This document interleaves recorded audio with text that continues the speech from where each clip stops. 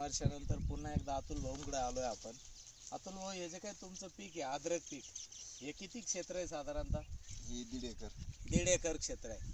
शेतकरी बंधूंनो, आपण बघू शकतो या अद्रक पिकासाठी बेसल डोस मध्ये आपण धन्वंतरी कंपनीचं हे प्रोम वापरलं होतं, बरोबर?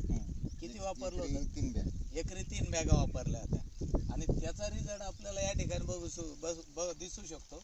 या प्रोम व्यतिरिक्त अजून याच्यात काय टाकलं होतं का आपण? निमोळी पेंट. निमोळी पेंट टाकली निमोळी होती पेंट बघ. 4 बॅग, एकरी 2 बॅग. हा. आणि ग्रॅन्युअल होतं, आरपीएसचं ग्रॅन्युअल 5 किलो. 5 किलो ग्रॅन्युअल टाकलं होतं. बस, याच्या व्यतिरिक्त बाकी काहीच नाही. यस. आणि त्याच्यानंतर आपण बेन प्रक्रिया केली, सॉइल गार्डन आरपीएस त्याची बेन प्रक्रिया केली. आणि बेन प्रक्रिया केल्यानंतर मित्रांनो, या पूर्ण प्लॉटला आपण बघू शकता याला आरपीएस 76 आणि बॅक्टेरिया किट सोडलेलं आहे. हा बॅक्टेरिया किट सोडलेलं आहे. आरपीएस 76 ग्रॅन्युअल आणि ग्रॅन्युअल पण दिलेलं, बरोबर? तर त्याचा रिझल्ट स्प्रे मध्ये पण आरपीएस एक स्प्रे झालेला आहे. आरपीएसचा स्प्रे झालाय.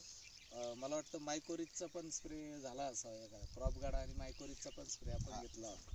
तर त्याचाच परिणाम म्हणून आज दिनांक साधारणतः 21 सप्टेंबर आहे. थोडं जवळ घ्या.